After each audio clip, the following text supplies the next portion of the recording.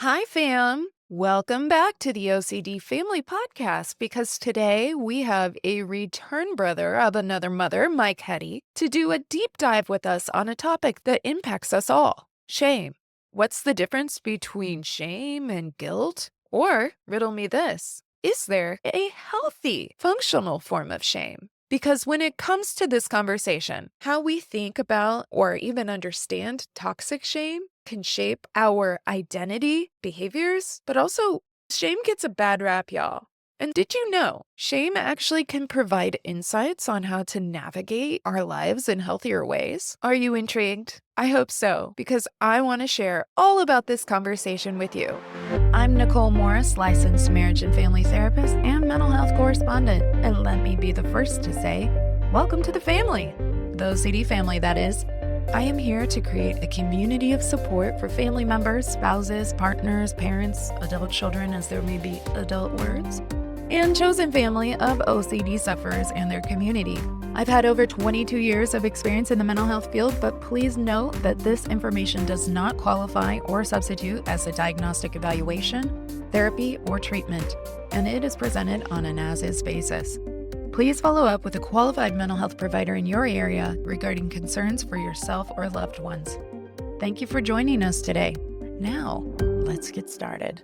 All right, family, welcome back. Welcome back. Happy Valentine's Day. I cannot believe it. I was just talking with somebody this week and I was like, isn't it interesting how January was like 800 days long and we've blinked and we're already halfway through February. It's wild. But today we have such a great episode and I'm so excited to have Mike Heady back with us. Mike is the co-owner and director of the Anxiety and Stress Disorders Institute, and he is an expert in the treatment of anxiety disorders and OCD. In addition to treatment, Mike is a sought-after clinical consultant for therapists looking to implement evidence-based treatments. And around here, around these parts, you might be familiar with Mike because he's come to hang out and chat with us, introduce us even to inference-based CBT, also known as ICBT. He's also hung out with the fam to talk about the differentiation, the nuanced differences, big and small, between generalized anxiety disorder and OCD. So if you're interested in checking out any of those past episodes, you certainly can jump on over to this episode's blog at OCDFamilyPodcast.com. I'm going to have all the deets on Mike, his past episodes, because I loved that Mike, by the way, very on brand for today's talk, allowing some room for healthy pride here. He is a sought-after clinical consultant, and at this point, Mike,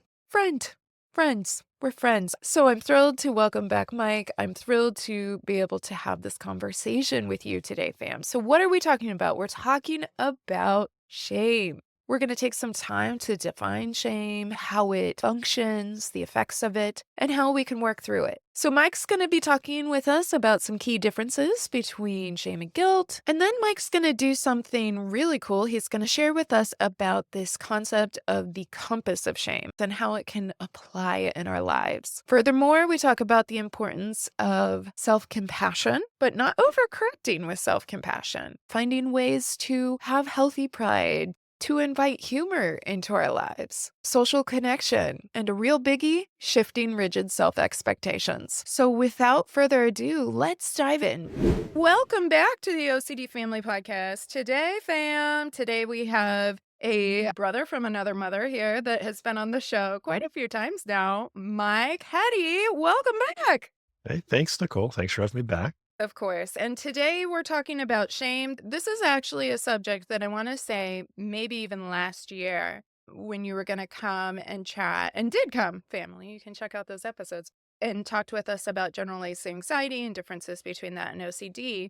You had mentioned I give these presentations on shame and I asteriskeded the comment like in multiple asterisks and put it on my pegboard over here going, yes, the shame needs to be discussed because shame shows up in more than just OCD.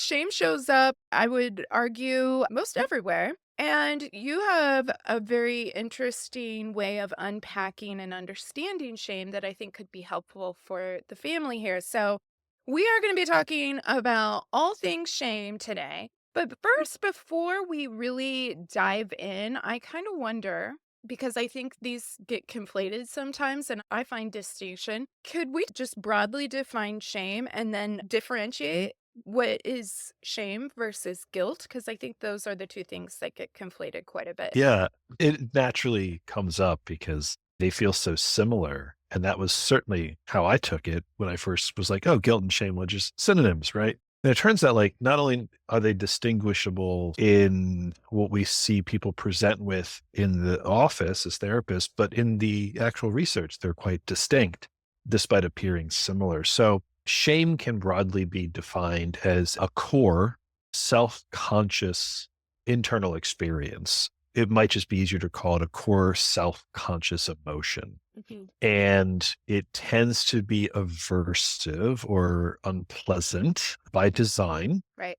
intending to grab your attention and feed you information, if you will. Right. And it appears as though, I think this is consistent with the data, that it's pretty specific to social creatures. So with shame, if we think of like an analogy of like a spotlight, where does the spotlight focus? That would distinguish shame from other things. So in shame, the entire spotlight is on the self, right? It's like holding a floodlight to you, and it's on you and who you are, your identity, your self, independent of other people, Yeah. right? Who I am. That's what shame is trying to sort of focus on. And so that's the broad overview of shame, right? Then we can get into like sort of healthy and not healthy. But when we compare that against guilt, guilt is a self conscious emotion that is focused on others. And what I mean by that is usually a person experiencing guilt has had some interaction with an other. And that other could be a deity, a god. It could be a pet. It could be a hypothetical other person, or it could be an actual other person, but it's another person. That's where the floodlight or the spotlight is focused. And it's about how my behavior hurt them. And so the focus is on them in the context of me hurting them. You'd say it's on them more than the behavior itself? Well, yeah, the behavior has to be considered in context, Mhm. right? So the behavior in context to the other. For example, when people feel guilty, it tends to create what they call pro-social behaviors, which is just a fancy way of saying advantageous behaviors, apology to the other person, Mhm. reconciliation, repair, contrition. These are all things that mend social relationships once you've realized you've been a party to hurting that other person. So it leads to pro-social behaviors. If we compare that to shame, we don't tend to see pro-social behavior because it's not about other people. We tend to see self-corrective or self-reflective behaviors. So making sure you're aligned with the kind of person you want to be, staying in alignment with your values is very different than apologizing to another person. You can see how they can riff off Yeah. of each other, right? Like this is why it can get so cloudy. I would make the claim that guilt will always provoke shame, because if you've done something to, real or not real, harm another person, real or perceived, you're also going to have a self-reflective process. Yeah. So yes, I have to apologize to that person. My behavior hurt that person. I feel guilty for hurting that person. I need to fix that. But also it causes you to then go, but I hurt another person. What does that say about me? Right? What does that say about myself, my identity? So I would argue that that direction makes sense, but that someone can actually feel shame Yeah. without feeling guilt. Someone can feel private internal shame from a dream, and there's absolutely no other. There's no real other person. There's no apology. There's no pro-social behavior. The spotlight is entirely on you. So I do think there's a directionality to this. And there is some research to suggest that shame is at the core of self-conscious emotions and that other things bubble up from that, like embarrassment and guilt and humiliation and chagrin, but they're all sort of tethered together by that core piece of shame. Yeah. So, in terms of like, if we were to make a Venn diagram out of all those descriptors, the overlap would be the shame, more or less, in the Mhm. sense that they can all kind of touch upon that, but they can also be mutually exclusive, right? Yes, like I don't have any empirical data to back this up, but I would think if you're going to feel guilt, you're probably also going to feel shame. I think that's probably most likely to occur. But that's not true the other way around, that you can absolutely feel shame without feeling guilt, Interesting. right? Well, so overall, I would say I would agree, and I wouldn't expect to disagree. But are you familiar with Brene Brown? Yes, Okay, I love Brene. I've seen her TED Talks. I thought they were wonderful. I haven't read her books. Okay, I've read a number of her books, and she's a shame researcher, so she has a lot to say on this subject. But I tend to think of shame and guilt similar to how she will prose it, and that is to say, guilt is I did something bad, shame is I am bad. And I really jived with that definition, but in the definition you're talking about, it's really guilt is more a response in that behavior that happens between you and other. So it's not a self, like you can't have made a choice for yourself and been like, ugh, I'm guilty of that. I was being selfish, whatever. And then move on and it doesn't stick around. Like, okay, I made a choice that resulted in this and I feel bummed about that for, a little bit and metabolize it and move on? Or do you see it as, yeah, it really needs to be between you and the other, and it's that response to other? Does that make sense? Yeah, it makes sense. I mean, I don't disagree with Brene Brown's definition. It's actually a really common definition. But what I find missing is that it presumes that shame is not particularly functional or that it doesn't have value, right? That it's just this thing that says you're bad.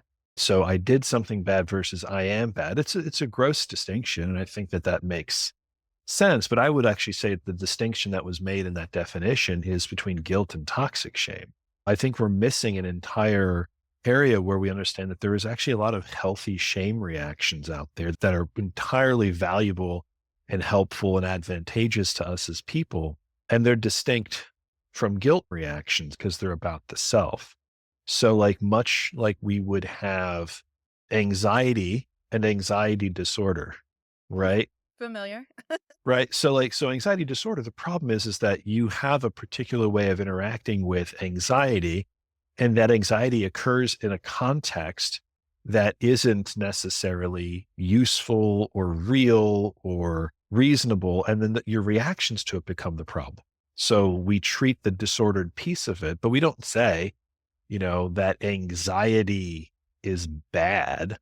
We say there's a context. And I would argue the same is true of any emotion, that Mm-hmm. shame isn't inherently bad, that there's a context under which it's bad. And that's the nuance that I think is missing. And the reason I think we should care is that if we're going to treat shame, what is the outcome we're looking for? Are we looking to never feel it again?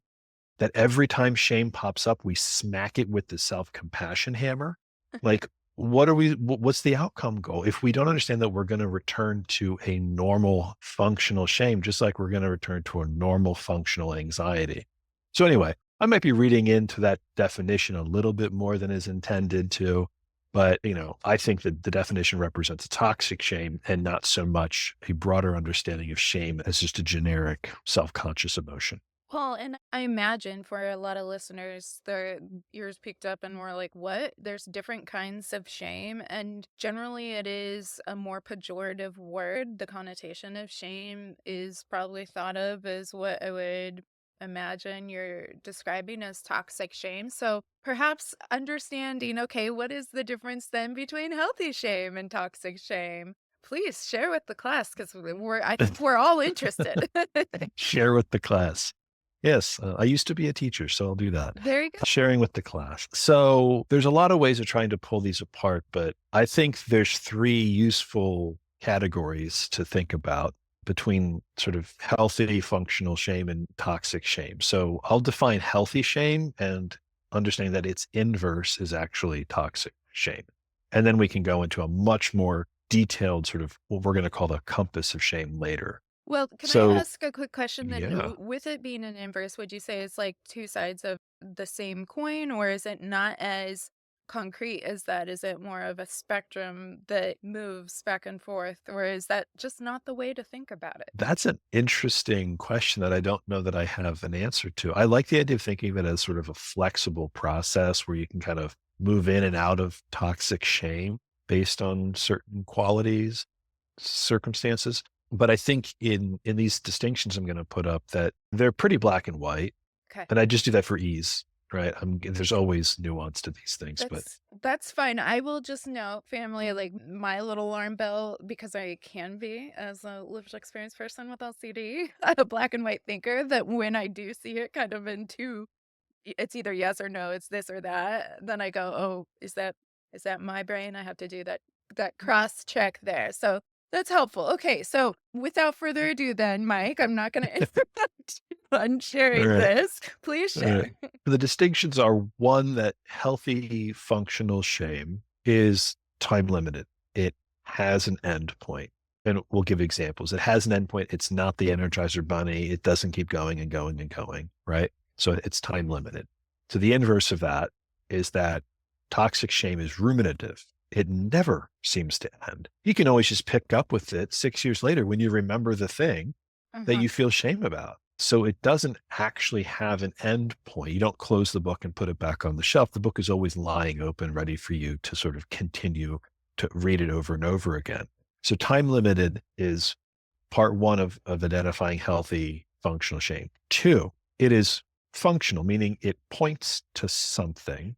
Functional shame is an emotion like anything else. Emotions, as Susan David eloquently says, are data, not directives, right? And a lot of people focus on the second part of that definition. It's not directives. You don't have to go listen to it and go do what you think makes sense.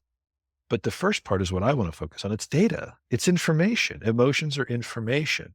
And they're either telling us something that is useful or they're telling us something and it's not useful, but they're telling us something.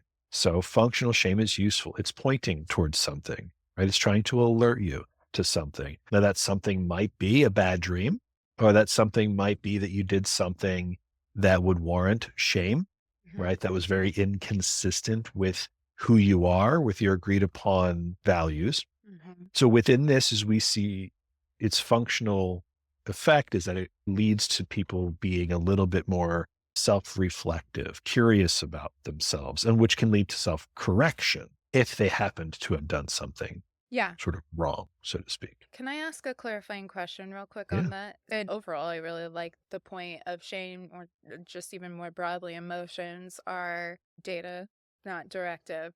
But then as you were explaining it, you were like, see, it's data, it's pointing to something, and pointing and directive sound very, very much in line with. So can you distinguish for people? Because I think Yeah. I understand the nuance difference, but I know some people might go, did you just say it's not directive, but it's pointing somewhere? Like, isn't that directive? Like, so if you could clarify that. Yeah. To sort of draw a line that might be somewhat permeable, alerting to you that there is something that was detected, right, Yeah. is different than saying you must go do something. Yes, yes. I think telling someone to go do something reflexively is almost always a bad idea with emotions because you miss an important piece of what the alert was about. The alert is simply, hey, I have information for you, right?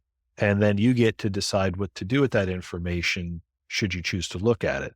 The directive piece is sort of the must do or ought to do a particular behavior when you feel this way, like a run and avoid or control this. And no, right? Like we're just looking at this fact that right now we're just trying to look at it as information. Yeah.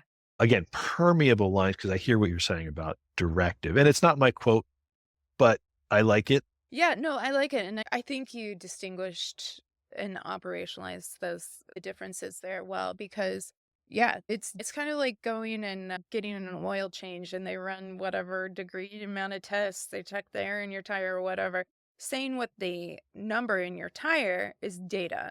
It's not directly saying put in more air, right? And it's being able to interpret the data, then we determine if we need to take further action versus, and so it pointed to that based on the raw data it gave you. It's either lower than it should be or just right, etc. And so I think that is a helpful distinction.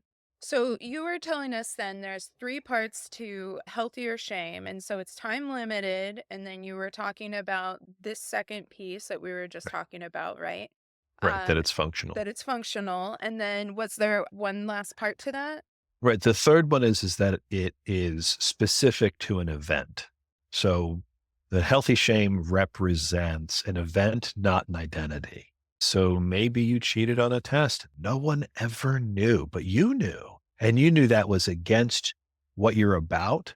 And you feel particularly upset with yourself for having crossed that line. And in this example, it's time limited in the sense that if it's healthy shame, you're not going to be thinking about this 3 months down the line, that you will have resolved going, okay, that was this one time. The functional relationship was, how do I set up so I don't cheat again? So it's self corrective.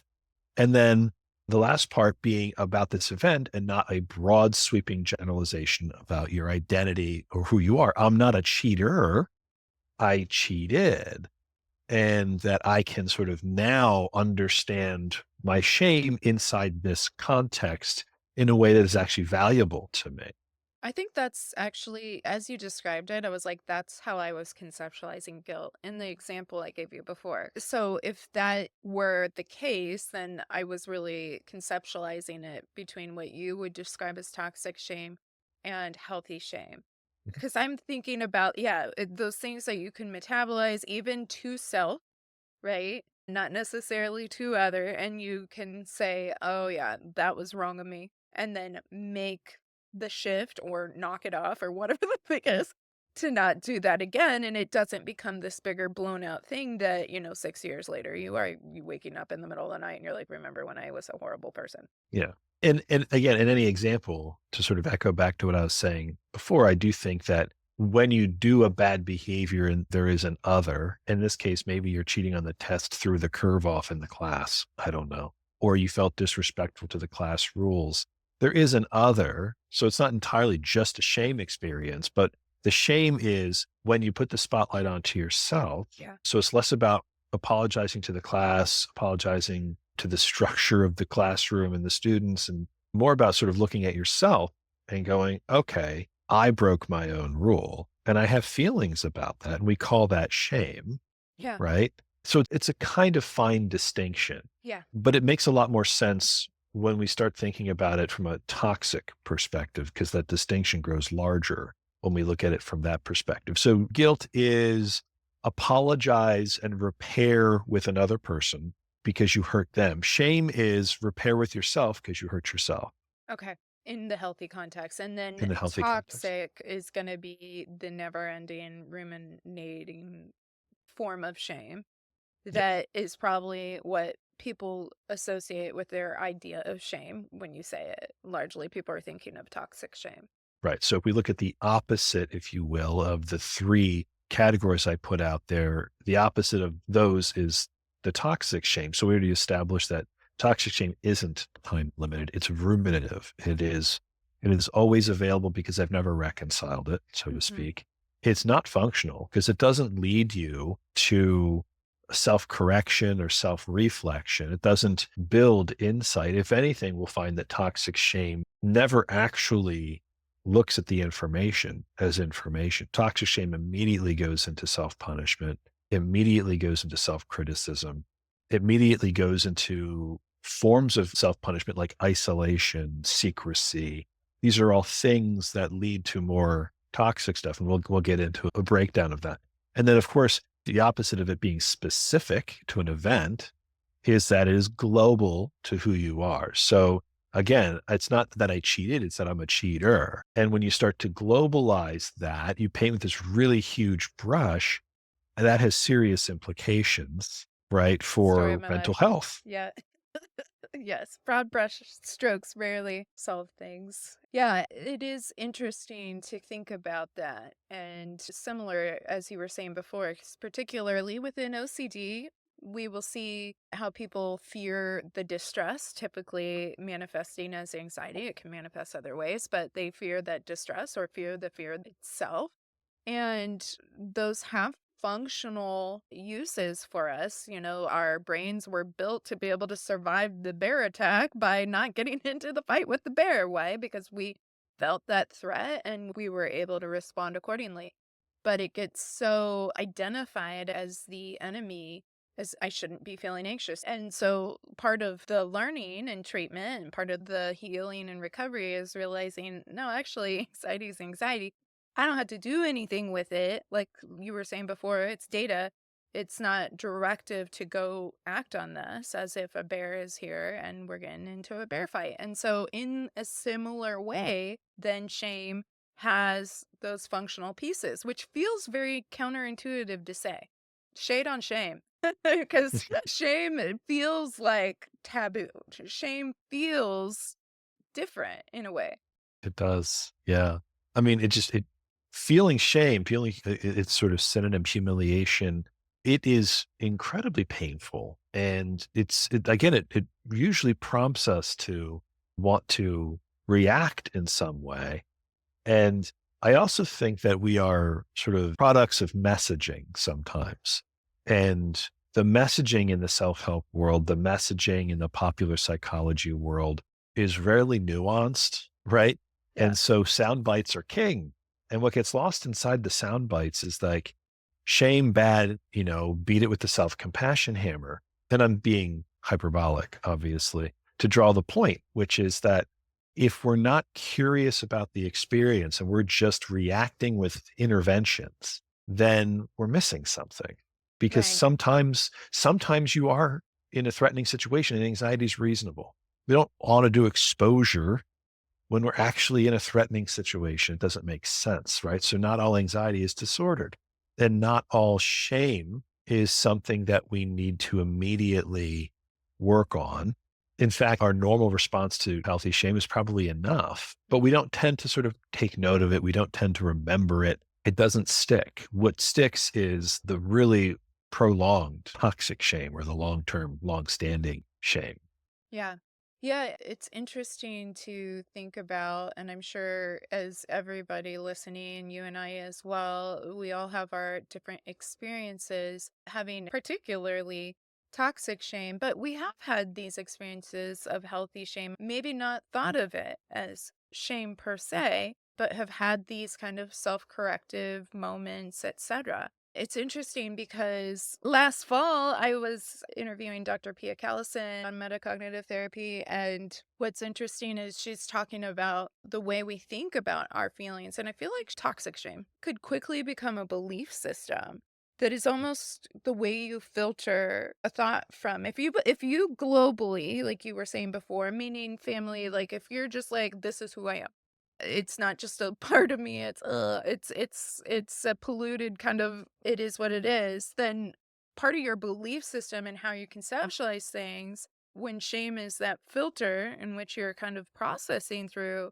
can become quite problematic. And I actually think that happens quite a lot for people where they have different experiences and shame can become that filter that people end up engaging in more self-punishment or derision or secrecy, judgment, all of those things. And so, how do we help it not become a belief system filter? Because that's a shitty filter, guys. We don't want that filter. The toxic filter. We keep healthy shame. Let that be there, but let it be a litmus test for us when we need it. But how do we work with that? Yeah. I mean, that is the clinical question. I think it starts with education, as a good sort of CBT oriented therapist. If we don't understand the boundaries of the problem, if we can't sort of figure it out at that level, then we're having a really hard time responding to it, right? Like when you're talking about it becoming a filter, the word that comes up for me is just a reflexive response. It's just what we do because we never thought to think differently about it. We never challenged it. It appears true. It feels true. I can justify it with all of these individual examples that, 1+1 adds to me being a bad person. And that's sort of a reflexive reaction. So step one is to understanding that there is actually a healthy shame. There's a toxic shame. And that gets people thinking, okay, then that's healthy. Then what's toxic? Oh, then we'll get into all the different forms of toxic shame, more specifically, the things you do that likely create toxic shame when we talk about the compass.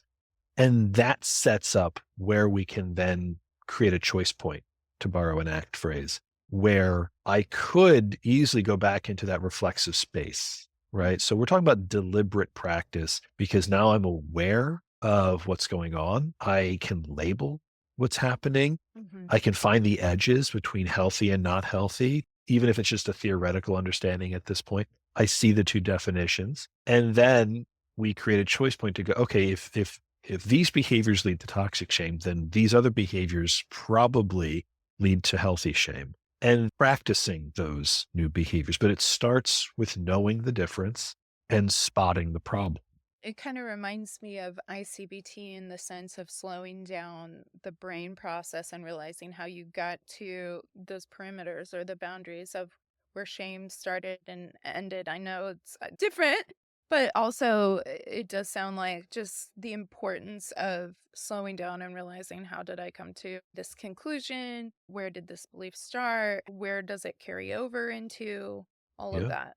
That broadly can be described as curiosity. And I feel like there's actually a decent amount of data that suggests that the sort of the mindset of curiosity is so much less linked to mental health concerns because it's not rigid, it's not judgmental, it's not reactive. Curiosity is open. Curiosity is like, let's see what it has to say. Let's be curious. So if we can understand a curiosity mindset by a deliberate effort or practice, now that we know that we can, it might lead to a very different set of reactions to that shame and understanding even where it came from. Because again, if shame came from a bad dream or shame came because society has a bullshit rule that's causing you to feel shame for yourself, well, I'd like to know that it's coming from a bullshit rule or came from a dream. But if I'm just reflexively responding to any shame provocation without understanding where it came from, then I'm doomed to keep repeating this unhelpful process, which will lay out in the compass. Yeah, it's interesting too because as you were talking about it more broadly, it's being curious. And a lot of times in therapy, that's kind of what our job is, to explore with curiosity and help our brain be able to learn from that. But I feel like part of this is culturally in society is reinforced because there's a real curiosity problem nowadays. If you don't agree or don't see something the way I'm seeing it, or you're doing it a different way, rather than learn why, it immediately jumps into judgment. You bad, me right, you wrong. Okay, I'm painting with a broad stroke here. Not every situation, but it is really hard to be curious, and especially when it's a very important thing to you, to be curious about how we or others are coming to different conclusions. But it's such an important thing. And really, the practice can start even within ourselves, allowing ourselves to be curious how we're coming to the conclusions that we are. And we may still, after that, go, yep, and that was right. Or in the case of toxic shame, nope, this came from this person's rule or this dream or this source. I would imagine trauma impacts shame quite a bit because I feel a lot of people do kind of look back and they can go, well, I had this significant event that really shaped me on this, and I haven't been the same since. So I would imagine there's a large interplay there, although you can have shame for sure, toxic shame, without having trauma history. Yeah, I think it certainly complicates it for people too, because, traumatic event that gets interpreted to be about a thing you are, like I am this way, is incredibly painful. And again, how the mind uses it against you to justify these conclusions about yourself, which ultimately aren't accurate, right? Like Right. rarely is it the case that my toxic shame in particular was right. I mean, I would argue that it's always wrong because of how it came about. But it is interesting how the human mind, it's easier to go into judgment. It's easier to not be curious. Maybe it even feels safer because curiosity leads to vulnerability. Yeah. And Brene Brown is big on that because she will talk about empathy is the antidote to shame. And that's based out of being vulnerable, allowing space to understand self and other. And yeah, it's definitely different because what she would construct around shame too is that judgment, secrecy, and really that isolation, the silence is what reinforces and kind of allows shame to grow. If we were thinking like mold grows in moist conditions, this is where shame can breed and grow, is in silence and secrecy and judgment. So it sounds like those align too in terms of the perspectives. Not that you have to match Brené's, but just that's my I mean, context. it's good company to keep, right? I mean, Yes, it is. I would certainly want to question myself if I was going off in a very wildly different direction. And I'm not entirely sure I completely disagree with her definition. I don't know that she draws a fine line between shame and toxic shame. And again, it's not always necessary to do that. It's just when you're really struggling with it, a lot of times the nuance can be valuable. That what's the end goal? That we humans never feel shame? Well, that's just not going to happen. Right. Right.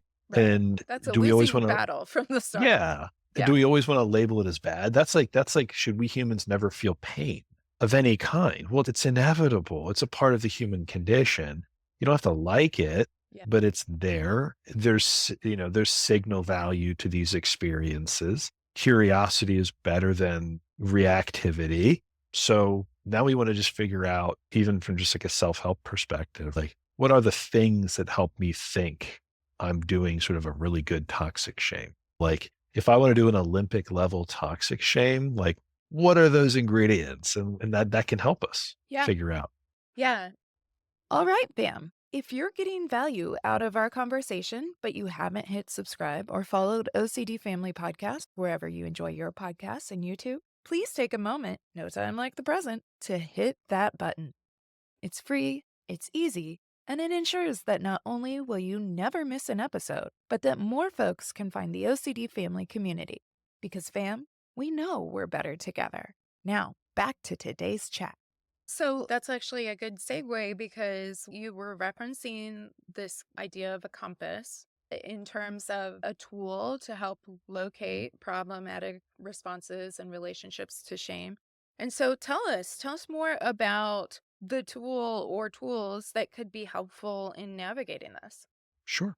Now, this is not even close to my idea. This is coming from a psychoanalyst in the late 80s, Donald Nathanson, who probably spent most part of his latter career researching shame from a sort of analytic affect theory perspective. And without diving into all of that, because it's complicated, what I think is one of the most useful things that came out of his observational work was something he called the compass of shame. And so I'll describe it now because it's an incredibly valuable tool for therapists, for individuals. The compass is a standard compass with the north, south, east, and west sort of dial, or the poles that represent those directions.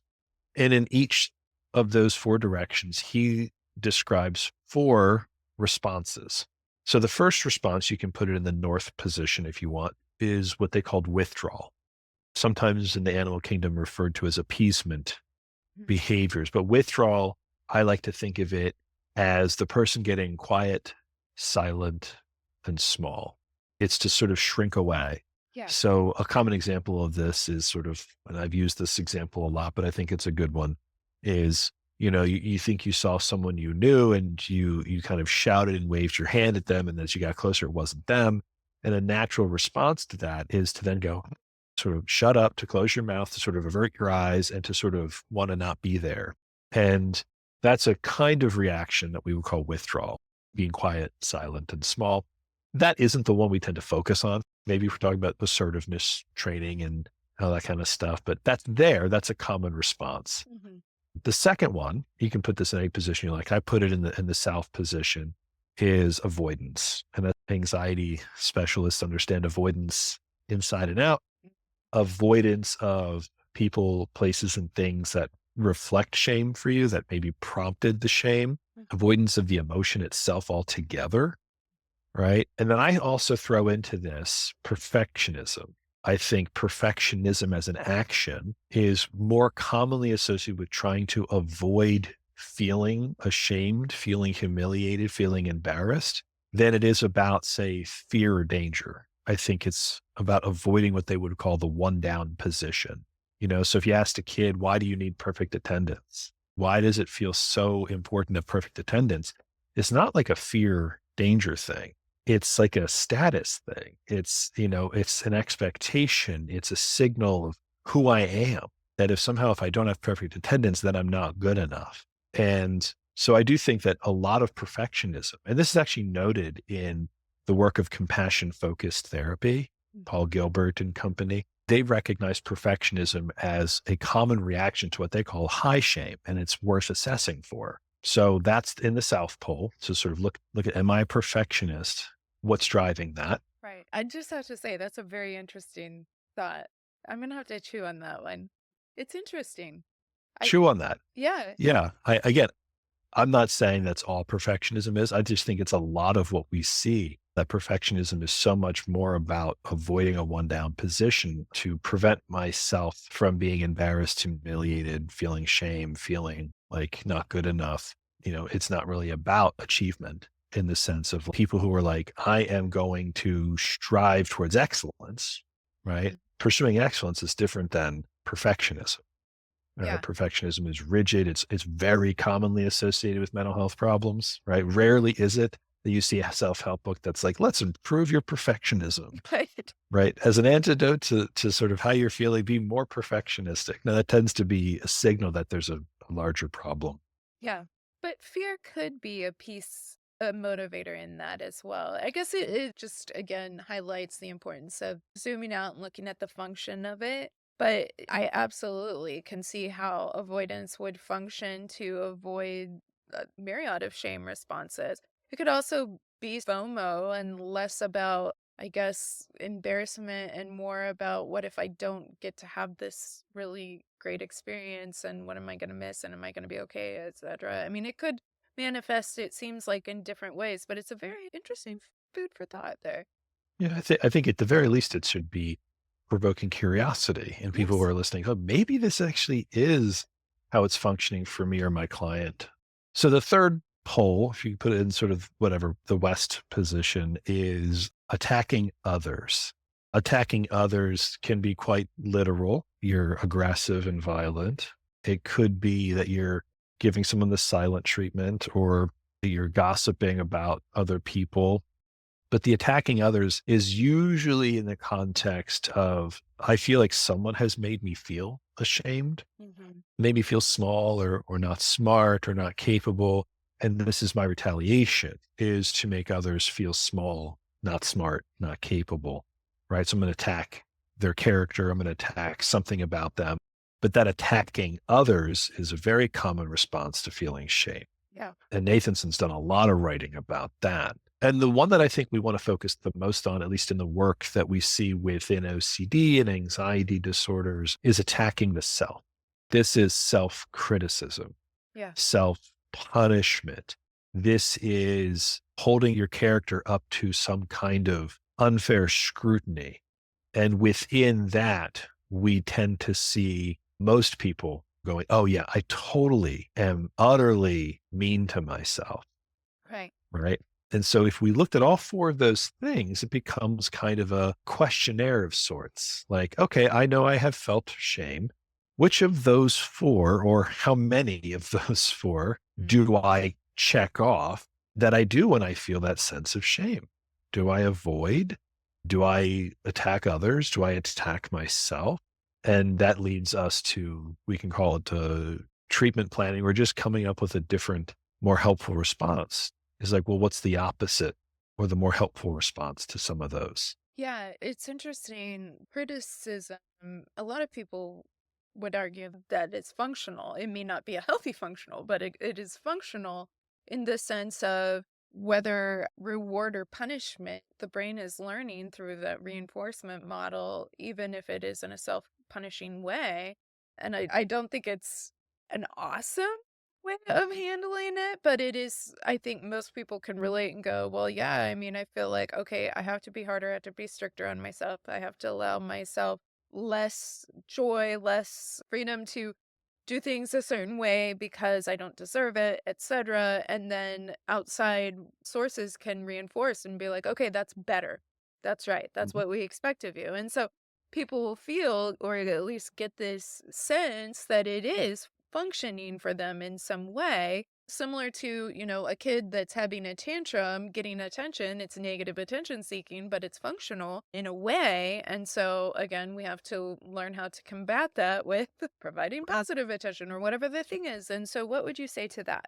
Yeah. Well, it's a really common response. And I think Kristen Neff elaborated on this in her TED talk when she talked about self compassion is that some people conflate self compassion with being indulgent, and they see that as the opposite of accountability. And so, what you're describing, at least in some of your descriptions, was being accountable, right? Like, I need to set new boundaries for myself. Being accountable and being self corrective are in the same camp. We want self correction if, in fact, we did do something that we didn't want to do. Self correction, accountability makes sense.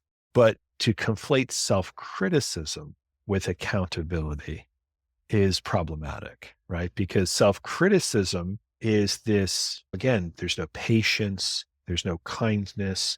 The fundamental purpose is to hurt yourself, but it's masquerading as self corrective. I'm going to hurt myself until I fix it. And again, I think this is a flawed but common reaction. So we want to do a little thought experiment here, which is at what grade should we teach our own children this incredibly valuable tool of self criticism? If it's so useful, Yeah. if it is akin to accountability, then what? Fifth grade health class is an entire section on how to do a really good self criticism. And everyone's ears are on fire going, I would never, Right. ever teach my kid that. But then they have to look into the mirror and go, but I do it to myself daily. So why the discrepancy? Why would I never teach my kid that? But yet I use it on myself every day. And this is, again, a part of that reflexive pattern that people have. They've never stopped and been curious. There's a different way to go about this, that accountability is not the same thing as self criticism. And I'd actually argue that self compassion is so much more in line with accountability, right? Because it is not, in its appropriate use, it is not reflexive. It is based on curiosity and non judgment.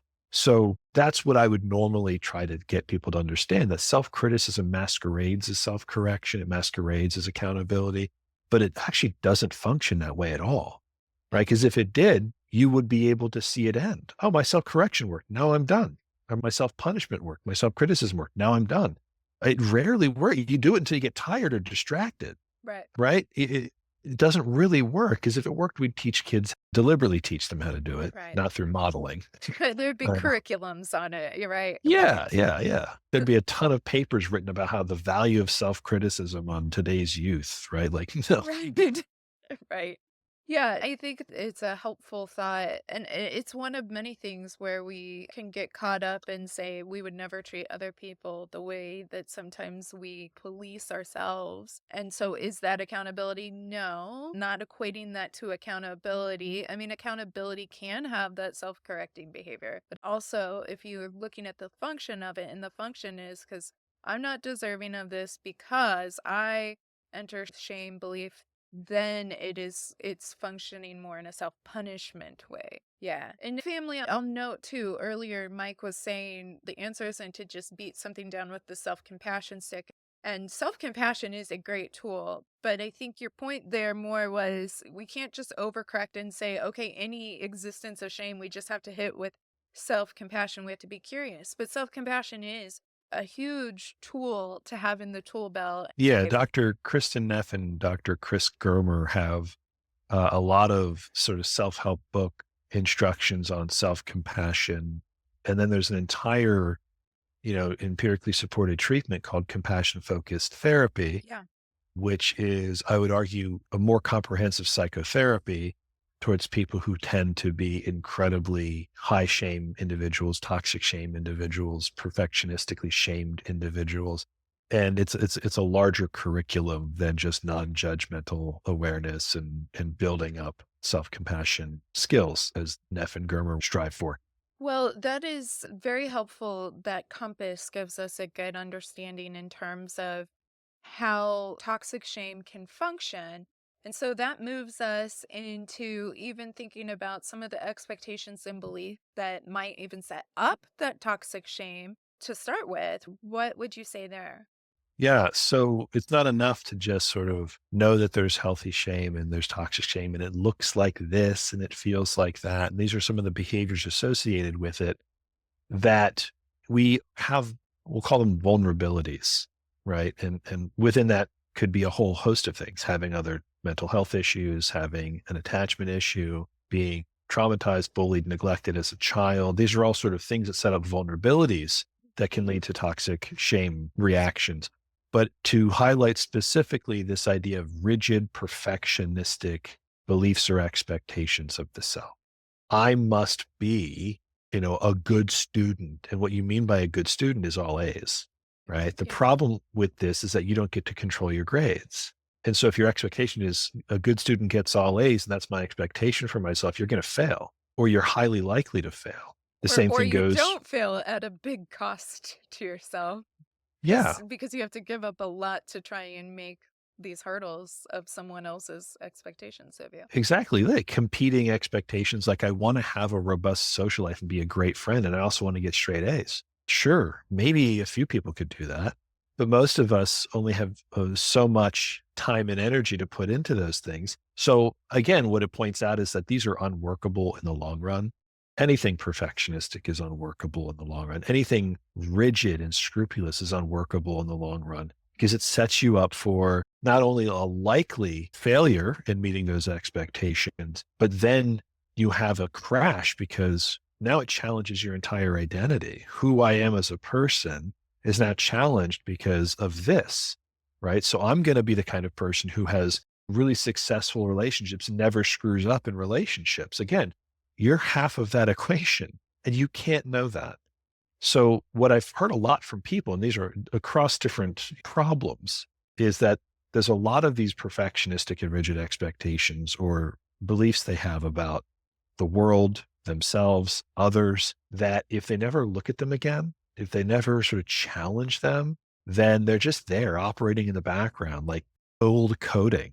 And if that old coding is running, eventually is wearing your battery down. And we need to sort of go in there and fix that because it's not serving you to sort of be like, oh, yeah, you know, I'm a person who never gets challenged with a mental health problem. Yeah, maybe not at 18, Right. but we can't set that up and use that as some kind of rigid marker. So those beliefs need to be spoken out loud, shine some light on them so that we can hear them reflected back to us. And that's sometimes what you hear in therapy is your therapist will say something like, so what you're saying is that, your value as a person is completely connected to your GPA. And they hear that and they go, well, that's ridiculous, Right. but kind of. And now, okay, well, let's just get curious about that. How might that be serving this larger issue we're working on, which is your toxic shame, your depression, your anxiety disorder? So that's where I think that is valuable is sort of those things that we internalize as maybe even as kids and adolescents that our parents hold us to, that we think our schools hold us to, society might hold us to. I can't ever be, a weird person. I'm not allowed to sort of be weird. And I mean that in an affectionate way because society says weird is bad, but maybe I am kind of different. And isn't that okay? Like, again, if you were to sort of talk to someone who came to you and says, hey, this is me, and society doesn't like me, generally speaking, you would probably say, you do you, Right. right? I feel like a lot of the autistic community feels it, and the medical model can feel very shaming in that way because they can very much say, okay, I'm trying to be me, and you're telling me like it's not good enough. You're telling me to fit in your box here. And the reality is, it's just a different way of processing. And we would, in that situation, be like, yeah, you do you, screw Yeah, that because shit. there's nothing wrong with it. Right. It's Right? Like just what's wrong different. with it? Yeah, Right. what's wrong with it is that there's a societal structure that hasn't caught up to reality yet. And that societal structure, and you can say this with the LGBTQ Yeah, population as well, so right? many Like intersections, yeah. there's so many intersections here where it's like, wait a minute, like society will catch up, hopefully, right? But now, especially in certain areas of the world and in the country, like it's not okay. And by okay, I mean the neurotypical or the 1950s mindset or whatever it is. It's not okay to be you, but it actually is okay to be you. Right. And so sometimes we internalize messages, we internalize expectations, we internalize beliefs that lead us down the road to eventually having a toxic shame relationship to who we are.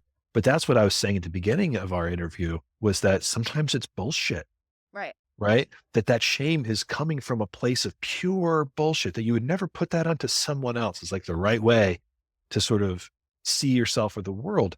But if you never look, if you never get curious, then it never really gets addressed. And it's really challenging then when it's not just I had this thought or a dream or this bad experience with somebody telling me this, but it's a cultural phenomenon or it's the DSM-5 or it's whatever entity going, no, no, this isn't normal from an analytic point of view. Because how do you then sort out what should be internalized and what should not be internalized? And I'm not making a case that you shouldn't embrace yourself as you for any neurodivergent processing. But I think it gets fuzzy then in terms of shame, sometimes when it's reinforced on these broader societal levels, how to take what's useful and not have things that are not useful or not functional defining you. Do you know what I mean? It gets tricky, it gets muddy. Yeah, well, all of this is tricky and muddy to be fair, right? If it were easy, then it would just be obvious, but it's not obvious. It's tricky for people. And I think if we can keep it as simple as possible, despite losing sometimes information when we keep things too simple, if the shame, if we're curious about the shame experience, if it's trying to tell us something and we go, okay, what are you trying to tell me? Where'd you come from? And it's trying to tell you that in the dream you had, you cheated on your partner, we instantly go, oh, well, that doesn't matter because it's a dream. Right. And then you move on with your life. And although it gets a little bit more palpable and potent when you say, oh, like society doesn't think you should have equal rights or society doesn't think you should exist. And you feel shame about that. It's like, yeah, but I'm an okay person and society is crap. Right. And so like, okay, so I'd like to know that it's coming from this. That doesn't necessarily resolve the problem that society's not fixed, but I don't need to carry around a weight that isn't mine. Right. Right. Yeah. And I'm not saying it's simple. It's always complicated. It's always nuanced. But as our conversation is most benefited from going, there are distinctions that can be made that improve how we respond. If it's not that I actually did something that is opposite of what I genuinely think was not what I should do, then it's fair to say often that leads to hopefully better self-reflection and self-correction and understanding and insight. In a toxic relationship, it won't. In a toxic relationship, it'll just get thrown into the standard Yeah. thing and you're going to have the standard responses to it. And then it'll just sort of ruminate. Ruminate, right. Hey, real talk. If you've made it this far into the pod, chances are you love learning about OCD. So why not take it up a notch? Head over to ocdfamilypodcast.com/courses to browse the OCD Training School's incredible lineup. And when you use my special link, you're not just investing in great education, you're also supporting this podcast at zero extra costs. With courses ranging from self-help to continuing education for clinicians, offering live and on-demand options to fit your needs or your time zone, the opportunities are vast. OCD Training School has your back. And when you use my link, you have the fam's back too. So go check it out at ocdfamilypodcast.com/courses. And now back to the show. So, in terms of understanding and having a better foundation for how toxic shame can operate, how it interplays with these expectations, etc., then let's look at the therapeutic responses to toxic shame. And I know that you've indicated with self-compassion, spoiler alert, that's going to be on the list, I'm sure. But let's talk about what are the therapeutic approaches. If we have this general distinction compass to understand how toxic shame is functioning, what do we do? Yeah, perfect. I think self-compassion is always a part of this conversation because it's directly going in the opposite direction of self-criticism, self-punishment, and broad sweeping accusations about the self, right? Self-compassion is about common humanity, which is the opposite of sort of isolation and secrecy. So self-compassion hits a lot of points. And again, self-compassion is more than just I read a definition and now I'm self-compassionate. Self-compassion is a multiple times a day self-reflective practice where I have this habitual reaction to negative emotional experiences in my life, and I'm trying to create another reaction, a self-compassionate, patient, understanding reaction. And it takes work and it takes effort. So I'm going to put that out there as like, yeah, that is a necessary condition for changing all of these points on the compass of challenging beliefs about the self. That's a necessary condition, but I don't know that it's sufficient. I think because self-compassion has been in the vernacular for so long, a lot of people, especially in the blue collar community that I come from, don't take kindly to the word self-compassion because they think of it as just, it's too soft of a word. They don't align with it. It doesn't make sense to them. So in circumstances like that, I'll be less interested in using the word self-compassion and just describing what it is. I'll say things like, well, over here, you're kind of a jerk to yourself, Yeah. right? You have absolutely no patience for yourself. Um, right. And I don't know that you'd actually want to treat your own kid that way. Like, no, okay. So what if we didn't do that to ourselves? What if we weren't a jerk and weren't impatient and unkind? Would that make some sense to you?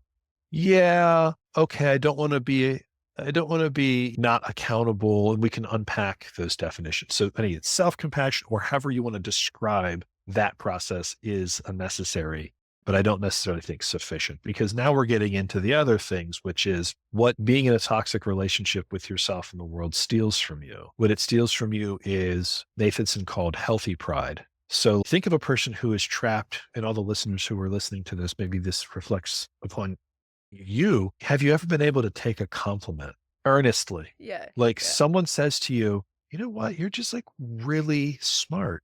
Are you like, thank you? And you feel it? Or are you like immediately qualifying it, dismissing it, brushing it off? You're not internalizing it as a compliment. And in a way, we can understand this is that people who are so lost in self criticism, so lost in toxic shame, they can't take that information in. They can't take stock in a job well done. They can't take compliments. They can't have healthy pride, right? Because it just doesn't fit. So part of the work outside of self-compassion is actually building up healthy pride. So I've actually given instructions to clients, be like, when you mow the yard, I want you to be like that middle-aged dad standing with your hand on your hips, looking at the yard, just going, that looks good. I did good. That grass used to be tall. Now it's short and it's even. And look at those lines, right? And I edged the side. It's beautiful. You washed a car and your car used to be dirty and now it's clean, at least for like a few hours. But anything, taking stock in a job well done is a form of healthy pride. Taking a compliment, which I used to and kind of still am terrible at, right? My de facto response to someone giving me a compliment is, I appreciate your kind words, which is a really sort of, I think, a nice response. But what that means to me most of the time is you're being nice, Right. which is different than I really thank you for noticing that about me. I am smart about this thing. Thank you. So healthy pride, which I don't think self-compassion directly addresses in its functioning, taking stock in a job well done is another way of saying that. That's huge with a Yeah. lot of clients. My tell in that, whether it's about the podcast or other work, I will say something akin to, well, we're better together. And it's really like, I'm one person, but I'm not the secret sauce here. And, when we're distinguishing healthy pride from other forms of pride, narcissism, different traits that maybe we wouldn't want, selfishness, etc., we're looking at being able to accept our strengths and to really allow ourselves to celebrate that. And it doesn't sound like it should be such a hard thing, but it is. It's definitely a hard thing for so many people to just allow themselves to take the compliment. And that Yeah. is I mean, interesting because I feel like I look at my kids and if I'm like, you did such a great job, buddy. And they're like, I know, where does that change along the road to, no, actually, it wasn't really me. It right. was because dot, dot, dot. Yeah.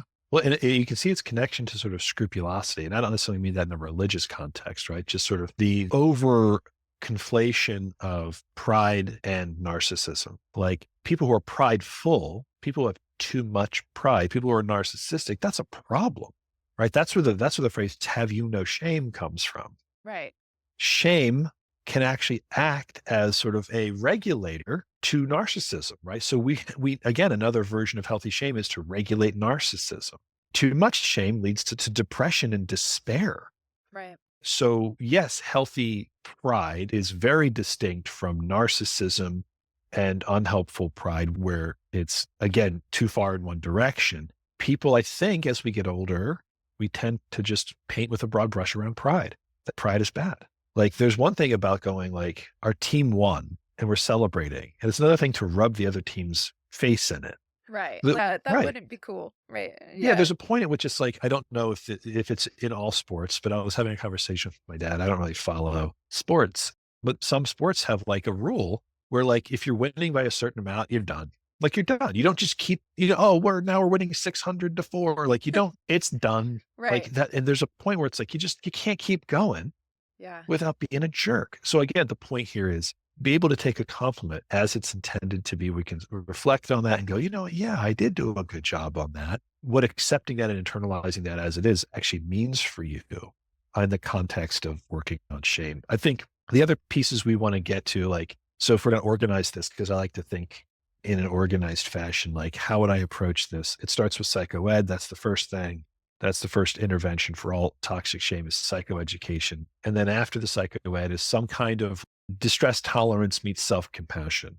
If I'm going to stop doing self-criticism, I'm going to feel like I'm not doing the right thing. I'm going to feel vulnerable. I'm Right. going to feel discomfort. I need to learn how to feel vulnerable and discomfort. And there's distress tolerance skills, there's self-compassion skills, and even built into this is a kind of exposure. Mhm. Exposure to whatever is there after I don't do my self-criticism. And okay, so I need to not be so phobic of those emotions. There's an exposure piece there. I think self-compassion also gets at this, but I'll explicitly mention it, which is social connectivity. Instead of isolating, we connect with others on some level and recognize that we're actually all more alike than we are different. And there used to be a show, I think they turned it into a podcast called Get Mortified. And it's just real stories of humiliation, embarrassment, and shame. And you listen to it like, wow, I get why you felt that way, but me too. Like, Yeah. I had experience like this too. And I guess the last thing, again, there's probably a whole podcast you could do just on the different treatment approaches, but these general categories is humor. Oh, yeah. Yeah. Yeah. Yeah. I think humor, it's a cliche, but there's a lot of truth to it that laughter is the best medicine, and an ability to laugh at a situation. That takes vulnerability. It takes humility. It takes some sense of pride and insight and all of that to be Yeah. able to make light of it. Yeah. I forget who said the quote, but I'll paraphrase it. Like, if you can laugh at it, then you can change your relationship to it, that it becomes lighter. And I do draw a distinction because I can already hear some people sort of in their own heads going, well, I'm the butt of the joke all the time anyway. I pick on myself in a humorous way. I'm self-deprecating. And I think there's a difference between self-deprecation that is laughing with Yeah. versus laughing at. Yeah. Right. Yeah. You can bully yourself and hate yourself and then make jokes at your own expense. That's not what we mean. Humor is laughing with. I am in on why Right. I am more alike with people than I am different, that this is not a secretive thing that I need to keep from the world, that this means some terrible thing about me. And if I can sort of recognize that, I can laugh with the knowledge that this isn't so serious.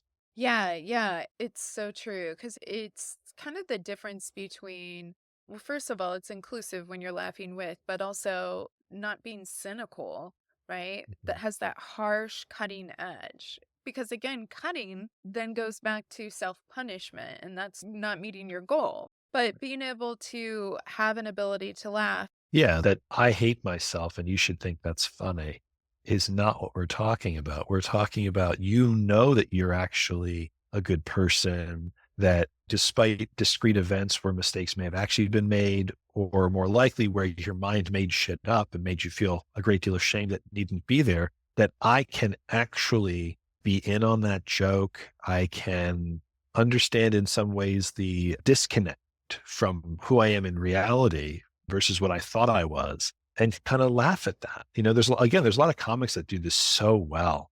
Yeah. where they take the self-deprecating route, but they're not hating themselves. Yeah. And what it does is it draws the audience in, like, we are you too. Right. Right. Right. And there's this togetherness and the humor that we can all sort of recognize sometimes the absurdity of the human mind, right? Right. And that's similar to what then you were describing with the power of, you said it was mortified. Get Mortified Get is the name it used to go mortified. by. Because people can relate and they're like, oh, not just me, not just me. And a little bit of, I'm glad that wasn't me. In your situation, yikes.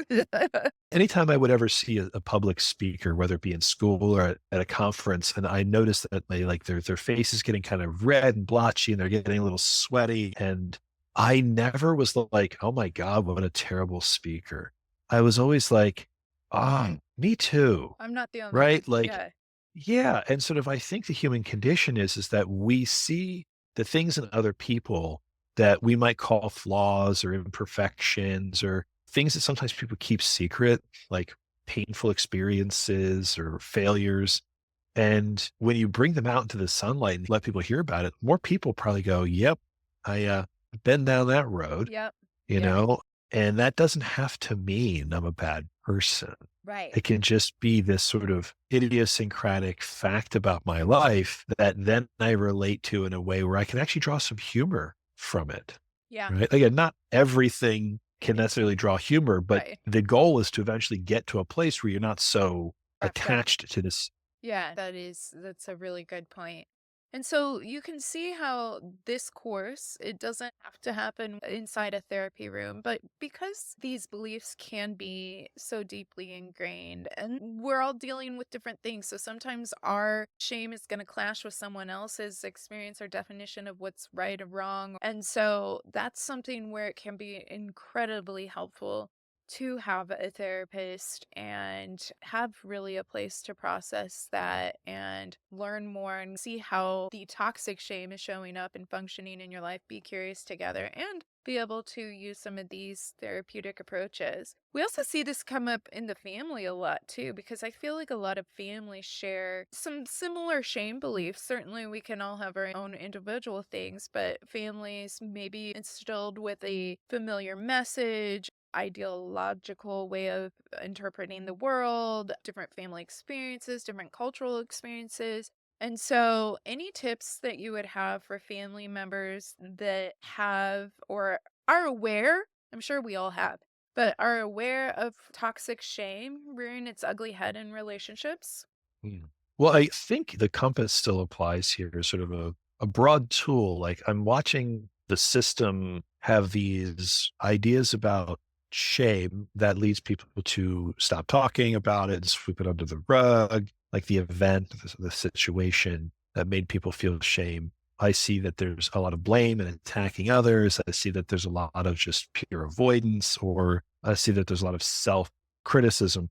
And I think just pointing that out to people and just, are you aware of how every time we start to talk about this situation, that the system goes into this toxic shame response, right? I can imagine this is true of someone in the family coming out as LGBTQ in the family. And then like if the family is coming from old school ideas, the system might respond to that information in a way that it looks very much like toxic shame and point it out, right? Again, there's a context under which you don't feel safe doing that, but I think anyone can do it if they're aware of it. And then that just leads to more curiosity. Well, what do you mean? And it's like, well, I think, we're pretending like this isn't a thing. Yeah. And which again is another way of saying just talk about it, but talk about it with a structure, an organization to it. That would be my off the top of my head response to that particular issue.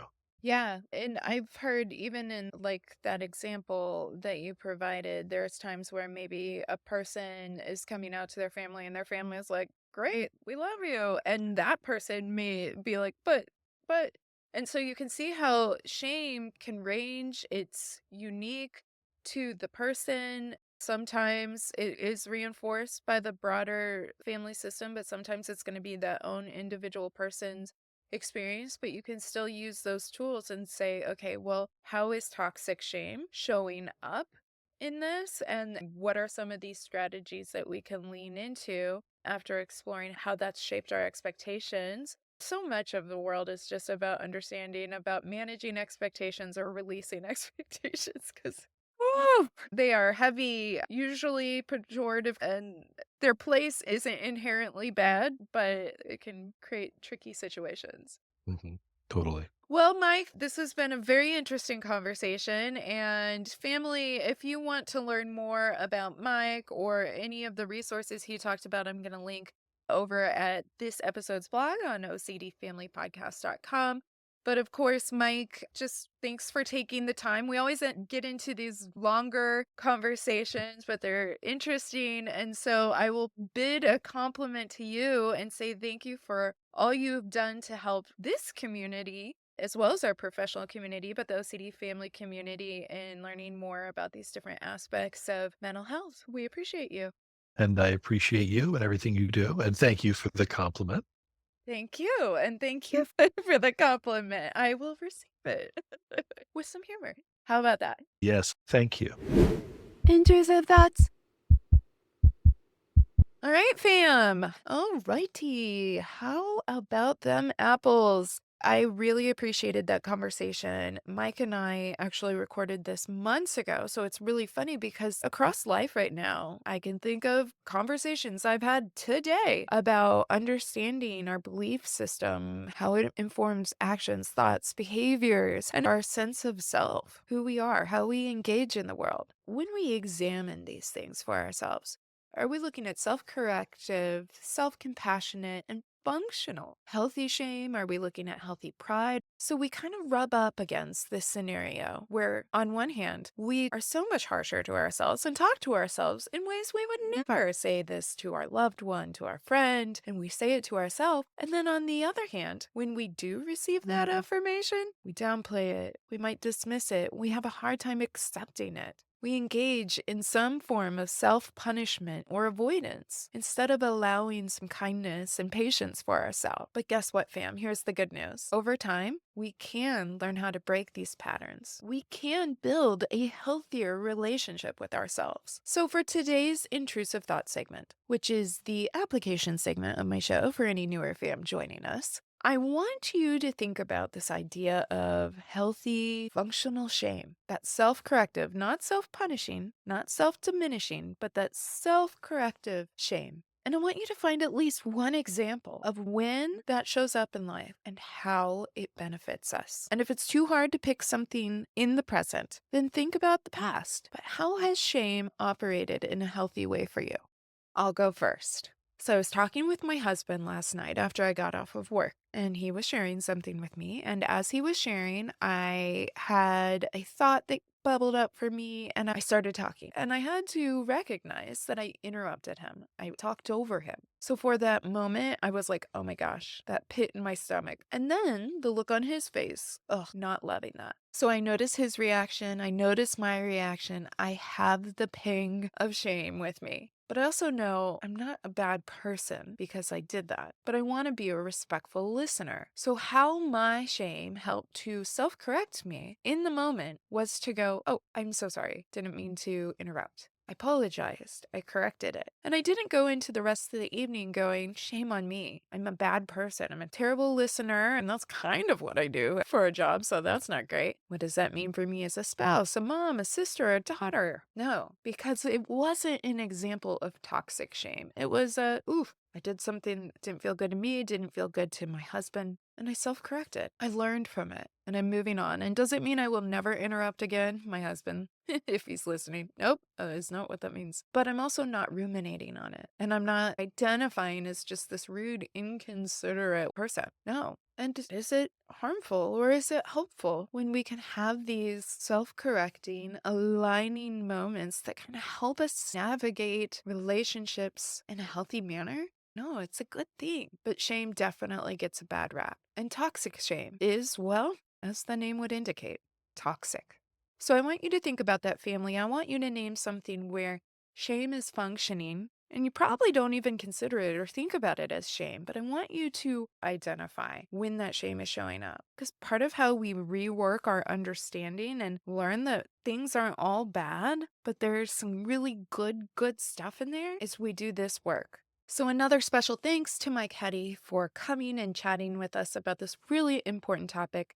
And thank you, family, for joining me. As I noted earlier with Mike, sometimes I do dismiss or have difficulty being vulnerable by saying we're better together. But make no mistake, family, I also take healthy pride in knowing we are better together. Because in social connection, in compassion for self and others, in humor, in expanding and opening up those self-expectations, and in being curious, I have to agree, we are better together. So thanks for being here. Happy Valentine's, and I'll see you next week.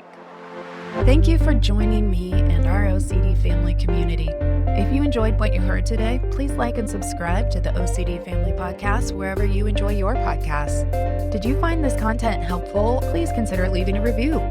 The more people that know they're not alone, the better. For more information regarding today's podcast, please visit OCDFamilyPodcast.com and remember to join the email list while you're there.